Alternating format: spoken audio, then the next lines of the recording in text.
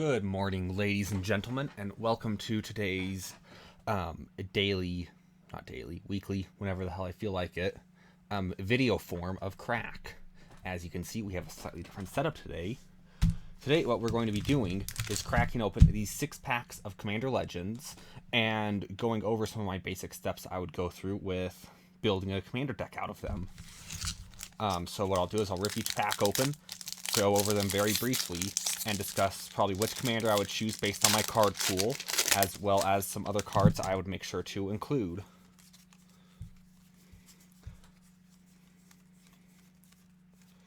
Right here in our legendaries, which is what I'm paying the most attention to for this first quick run through. Pulled a Prismatic Piper. It's useful for the colors that we might need. 2-yard Bear Claw in red and green. Whenever attacks, +X, where X is greatest power among creatures you control.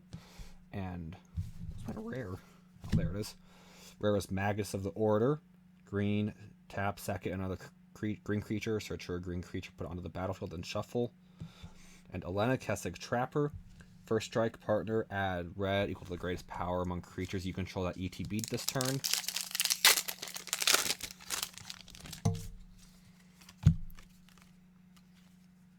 Ooh, a Chroma, Visor of Ixidor. She's a fun one. She's got partner, first strike, vigilance, trample, give stuff +1/+1 for your stuff with flying, double strike, blah blah blah. As well as a rare, Rakashar Debosser, it's not legendary, and Slurk, All Ingesting, who is green, enters with 5 counters.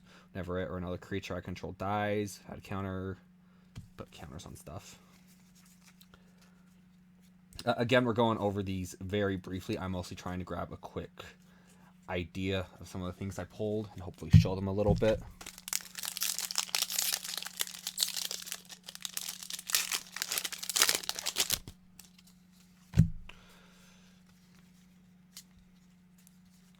Mana Rock, Path of Ancestry, those are both good pulls.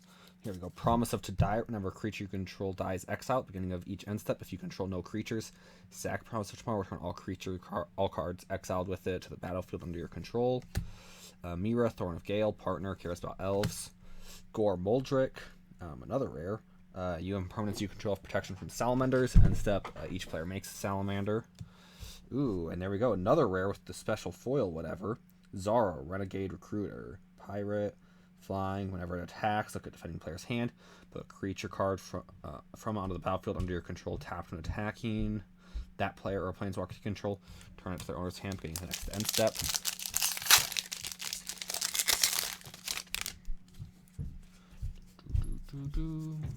Flipping through the cards.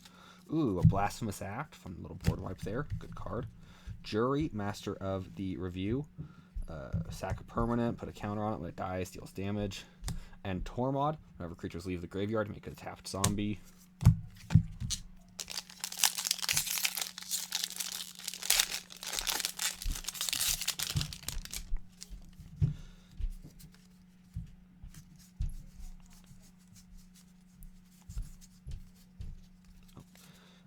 Rare's War Room.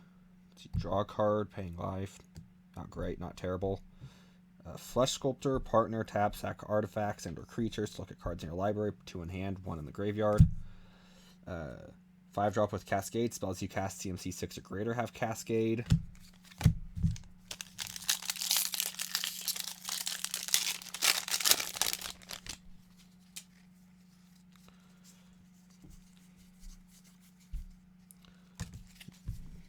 Alrighty.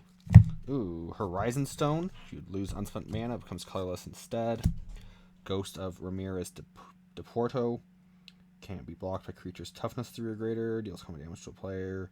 Choose a card in a graveyard that was discarded or put in library from a library this turn. So he cares about mill stuff, I guess. Ooh, a rare with partner. 2/2. Choose another target creature you control, exile it with a counter on it. 3 and tap, return all exiled creatures with counters on them to the battlefield under their owner's control. Alrighty. Nice and quick opening there. We're going to look here. We'll just put the Piper off to the side. Anything with partner can go in a pile. Anything without can go in a different pile.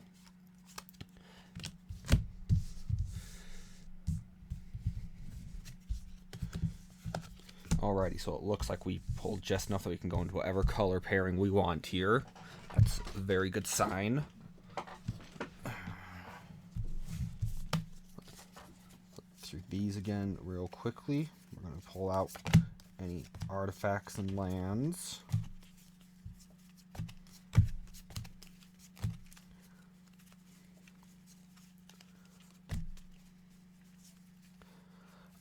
Naturally, if we were doing this for a in like a constructed event, so as if we got these 6 packs and had to build for the draft with just these, then we'd be able to use any cards in here that we pulled here, as long as they stuck in the colors for the commander we chose, and we can have as many as we want. What I'm doing here is just going over a very brief, this is what I would do for building an actual 100-card constructed deck, with these trying to be kind of like my primary focus for the pool. Alrighty, so those are good lands. Those are going in no matter what. So is that War Room probably. We did not pull any 3-color commanders here, so the War Room, 3 essentially 4 mana and up to 2 life to draw a card. Probably 2 life to draw a card. Not the best, not the worst. Looking here, we've got some decent artifact synergies. Mana rock, a mana filter, bit of mill. Okay.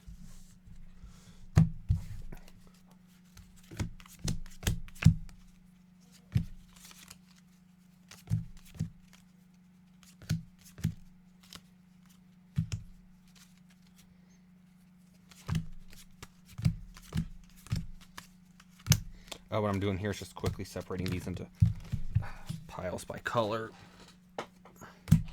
It helps me to see stuff better when I'm drafting, or, you know, not drafting, but. And I am trying to go a bit faster here. That's also part of why I'm not doing any cutting and whatever, just because in an actual constructed event you would have a time limit for building your deck. So again, like, we're playing Calvin Ball, what we're doing here, but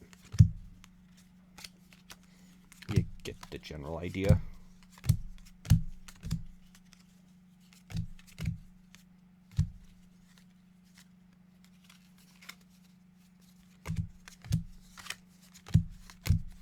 Alrighty.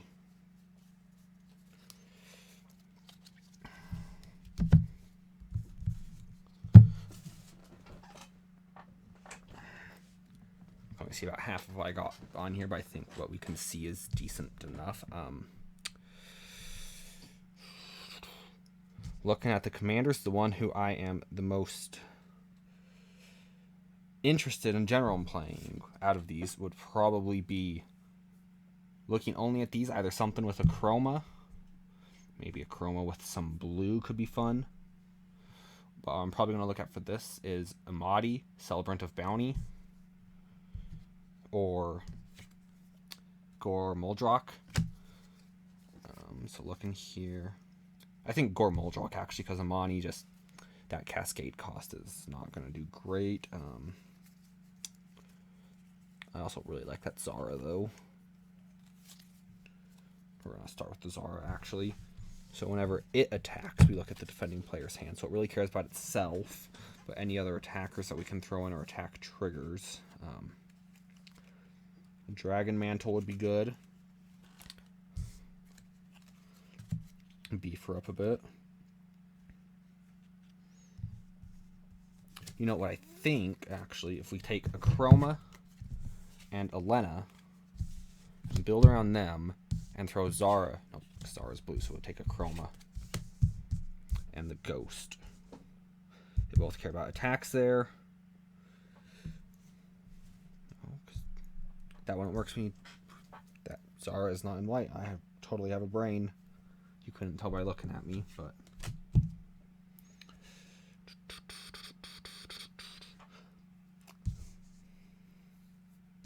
I think, okay, if we go with Zara, we put Elena in the 99.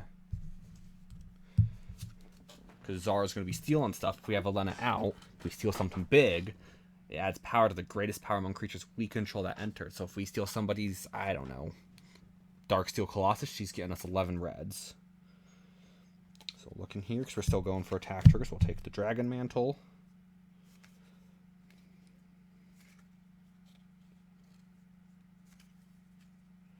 Goblin Trailblazer.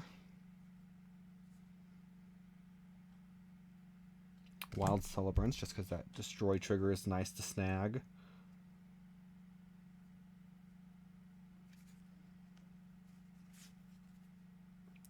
Crimson Fleet Commodore, get a bit of the Monarch action in there.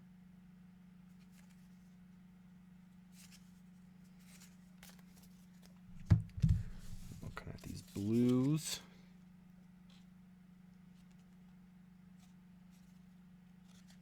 As our Fleet Admiral, a bit more Monarch action.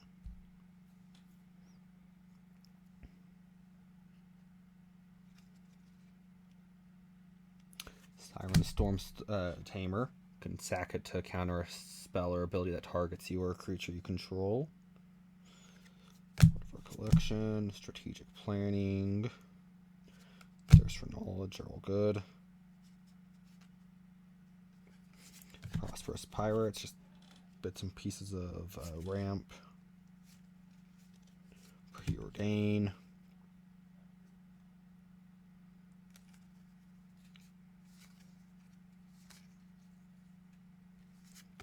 Sailor of Means.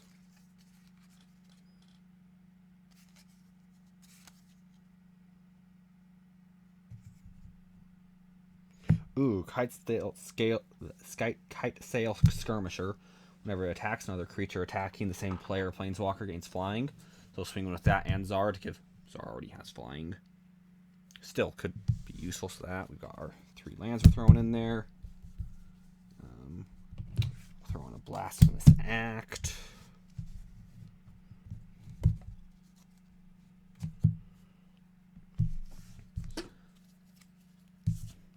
Prismatic Prism, not great, but Dulam Tome, or Millerly Sphere,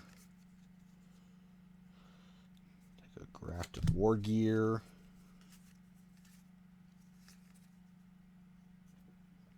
Sandstone Oracle,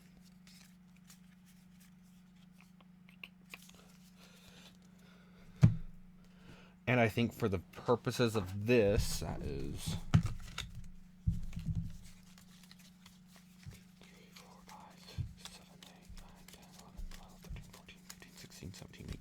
21, 22, 23, 24. So that's just under a quarter of the cards that we would need for our required 100.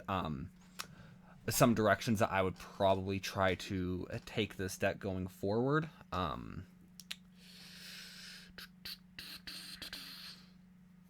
going to want more attack triggers. Perhaps a sneak attack would be useful.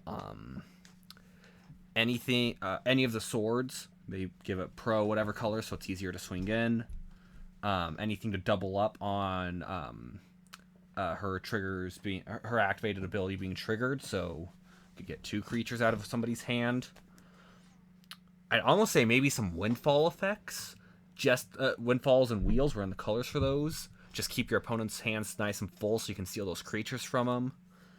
You're playing a deadly game doing that, but I feel like you come in, you hit hard. Looking at our numbers, let's see. 1, 2.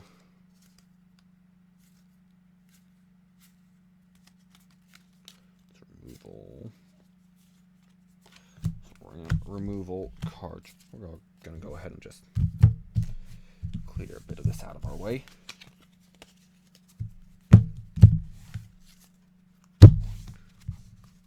And we'll throw the Sunset Pyramid over here too. Okay, we've got some stuff cleared up a bit more.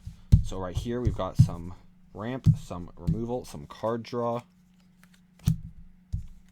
some buffing, card draw only filters.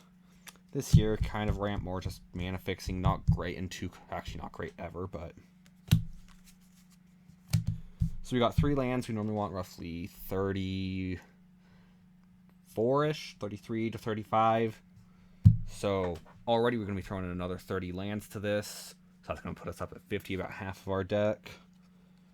Attacker and ET. Card draw.